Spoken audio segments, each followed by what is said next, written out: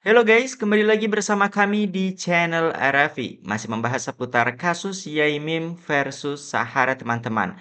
Melihat semakin banyak hujatan yang diterima oleh kubu Mbak Sahara. Sepertinya mereka mulai panik dan hal ini terlihat dari pengakuan salah satu warganet yang mendapat pesan misterius dari seseorang perempuan. Dan dalam pesan tersebut, seolah warganet ini di-framing untuk menjelekan Yaimim teman-teman. Hal ini diungkap oleh Mama Ria, di mana dalam video terbarunya beliau mengaku mendapat pesan dari seseorang ibu-ibu untuk menjelekkan Yai Mim dan memframing kalau seolah Yai Mim ini sok-sokan kaya tapi tidak ada uangnya teman-teman. Ini dia videonya. Hati-hati teman-teman, sekarang ada modus baru dari Bolone Sahara. Tadi siang saya dapat DM, kemudian ibu itu bilang kalau dia itu dapat nomor telepon saya di bio saya. Oke, sekarang bio saya sudah tak take down ya nomornya WA-nya ya. Nah, ini nih dia. Jam jam lebih ya, waktu balik papan. Nah, ini opo urusannya ibu nelpon aku. Jadi ini dianya ngasih tahu kejelekannya Yai Imin sama Bu Ros bahwa beliaunya tuh bilang kalau dia itu orang penting, orang punya rumah banyak, orang kaya lah ya kan. Terus sekarang katanya istrinya jaksa, nggak tahu pensiunan atau apa, aku tak rumah guys ya. Nah dia itu memframing Yai Imin seolah-olah sama Bu Ros dia tuh merasa sok sugih gitu loh. Duitnya sebetulnya tidak ada. Lah apa urusannya kok cerita apa masalah duit? Tadi malam ngomongnya berarti satu malam minggu dia di Jogja diundang sama Yemen di restoran makan-makan. Nah, yang undang dia itu Bu Ros lewat pengacaranya dikenalkan sama suaminya dia, katanya orang jaksa, katanya orang jaksa tinggi atau jaksa agung, pokoknya wes tahu pernah jadi kepala kejaksaan tinggi, wes bos gak tahu aku gak mudeng masalah kejaksaan ya. Nah, di situ mulai saya ini lah kok kalau memang ibu jaksa nelfon aku orang biasa konten kreator.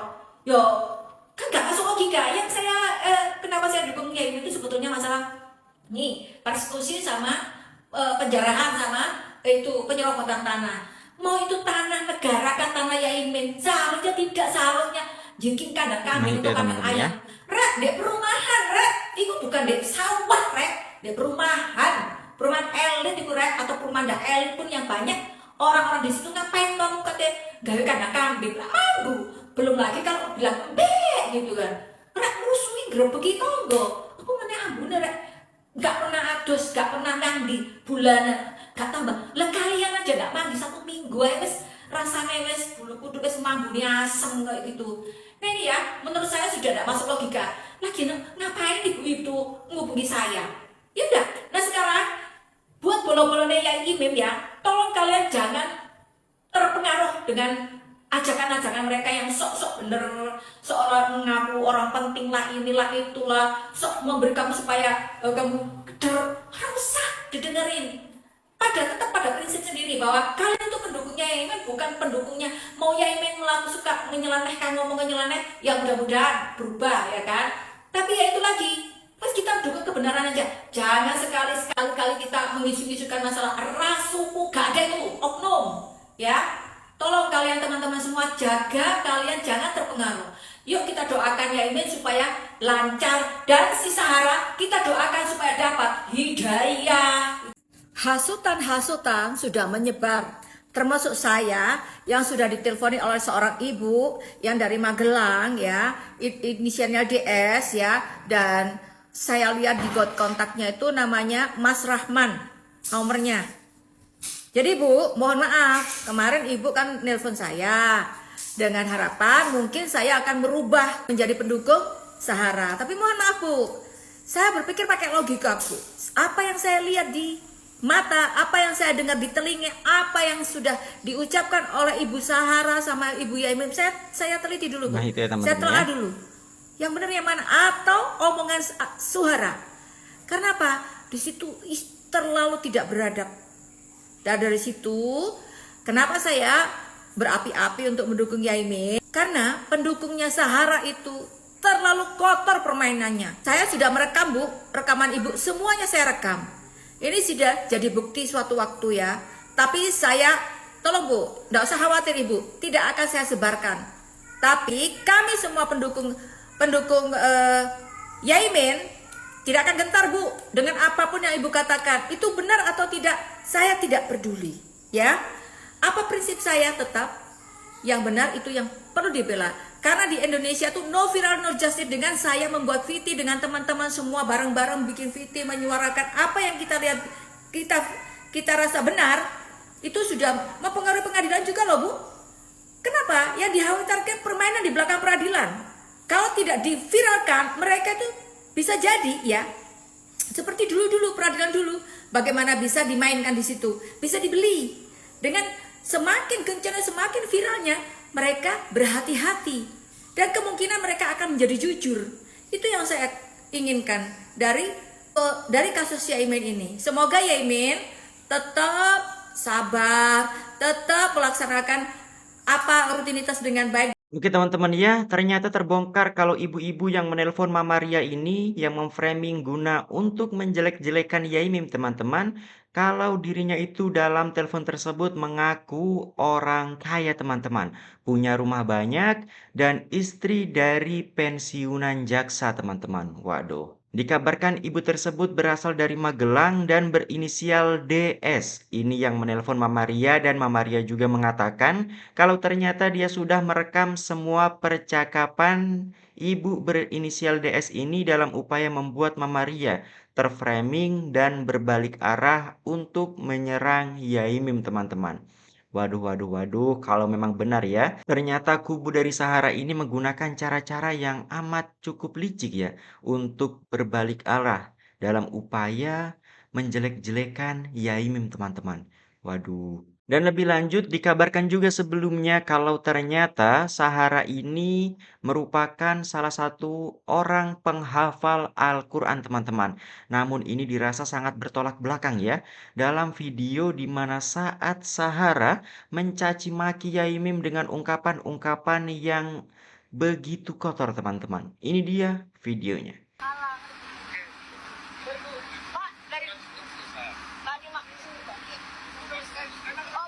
Waduh.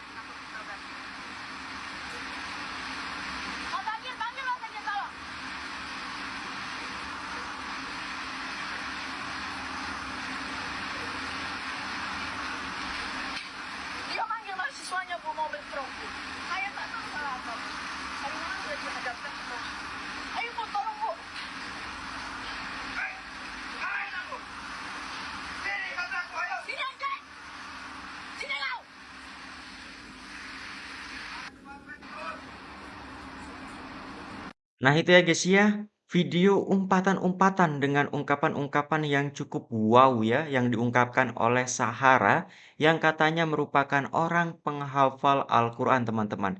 Apakah kalian percaya seorang penghafal Al-Quran mengeluarkan umpatan-umpatan yang terlihat amat sangat bertolak belakang teman-teman? Dan lebih lanjut, tambah lagi nih pendukung baru dari Sahara yang gayanya kayak Cinta Laura saat menentang KDM membongkar rumahnya teman-teman dengan sok-sok bahasa Inggrisnya itu teman-teman. Ini dia videonya. People di dalam media sosial, they never understand gitu loh. Ada lagi, ya Allah, ada lagi nih. Sosokan ngomong pakai bahasa Inggris, tapi Inggrisnya kacau, pengucapannya jelek. And I don't want make it like apa ya, and I don't want like apa ya, I don't wanna make it. Like apa ya? Nambah lagi pendukungnya Suhara 1. Bukannya bikin Suhara bangga, tapi malah bikin Suhara tambah malu. Ya ampun. Mbak, sorry. I'm so sorry to say, ya. Kalau ngomong bahasa Inggrisnya, your pronunciation is not really good enough, ya. Nggak usah ngomong sok-sokan pakai bahasa Inggris, Mbak. Jangan sok-sokan ngomong pakai bahasa Inggris biar elu dianggap pinter. Nggak kayak gitu konsepnya, Neng. Lu semakin kelihatan norak bahasa Inggrisnya malah. Gak usah pakai bahasa Inggris, biasa aja. Ngomong pakai bahasa Indonesia atau malah lu pakai bahasa daerah lu malah nggak apa-apa. Daripada ya lu sok-sokan pakai bahasa Inggris ya, tapi pengucapan lu itu tuh nggak banget. Maaf aja ya. Semakin kelihatan lu nggak pinter. Kalau lu ya masih makan yang namanya cassava fries ya, nggak usah sok-sokan ngomong bahasa Inggris. Malu. Nah itu ya teman-teman ya, pakai bahasa Inggris bukan malah kelihatan pinter, tapi malah kelihatan norak teman-teman. Waduh, ada aja nih tingkahnya dari pendukung Sahara teman-teman.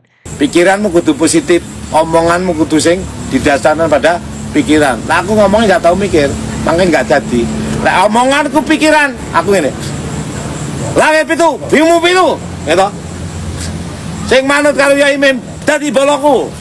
Sing ora manut, dadi angka 8. Lah, yang dodok. Iki, munafik, amin.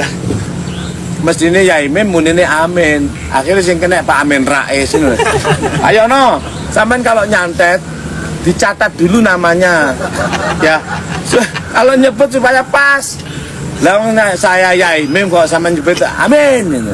Akhirnya aku mek setruk pura-pura. Pak Yono. Aku obatan ya setruk. Lah.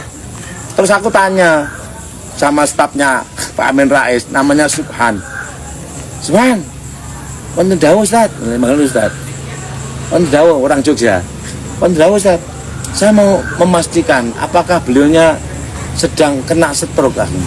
Loh, sehat saja. Oh ya wes non. Loh, memang kenapa? Terus tak kirimi video. Loh ini apa ini? Ya tafsirkan sendiri ya aku. Ngene kan. Lah, umumnya kita itu minta ditafsirkan orang lain. Akhirnya subjektivitasmu dengan subjektif tukaran. Mestinya jangan bertanya. Kalau kamu tahu sesuatu, subjeknya masuklah pada realitas subjektif itu. Jangan subjekmu kau paksakan kepada subjek yang lain. Paham? Loh, kita nggak ngerti. Email Dorem itu begitu. Weber itu begitu. Kalau kamu melihat sesuatu, jangan tanya. Ya apa kuwi lho ndasmu kowe piye apa no. Pikirin, oh iki ngene.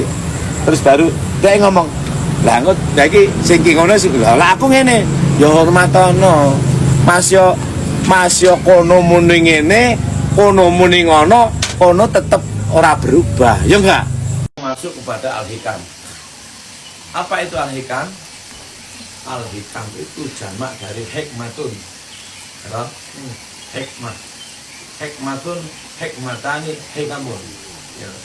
Hikmah. Hikmah itu apa? Hikmah itu Kanjeng Nabi. Hikmah itu tiada lain Kanjeng Nabi. Siapa Kanjeng Nabi? Minal mursalin. Yasin wal Qur'anil Hakim. Ya Sayyidal mursalin wal Qur'anil Hakim. Quran itu ya hikmah itu Kanjeng Nabi. Jadi kamu itu kalau ingin menghafalkan Quran, bukan menghafal itu sebenarnya. Cintailah Nabi, dialah Quran. Bagaimana mencintai Nabi itu? Jadilah orang yang sidik, amanah, tablek, amanah. Apa itu sidik? Hatimu kudu benar, gitu. Mulutmu kudu benar, pikiranmu kudu benar, perilakumu kudu benar. Jangan maksiatul qalbi. Apa maksiatul qalbi itu? Ya hatimu begitu tapi lesanmu begini. Apa yang di dalam hatimu ucapkan. Kalau kamu diberi, terima alhamdulillah. Kalau kamu disanjung, ucapkan jazakallahu khairan. Ya loh. Ustaz Somad jadi oh ya Allah alhamdulillah. Gitu kan. Jangan seperti Imam Syafi'i dulu. Muhammad Abu Abdullah Muhammad bin Idris bin Muhammad Asy-Syafi'i Al-Mutalib Al-Rashid, terkenal dengan Imam Syafi'i. Nah itu ya guys ya, bagaimana tanggapan kalian setelah melihat beberapa video-video tersebut? Tulis pendapat kalian di kolom komentar dan nantikan updatean video kami selanjutnya teman-teman. Wassalamualaikum warahmatullahi wabarakatuh.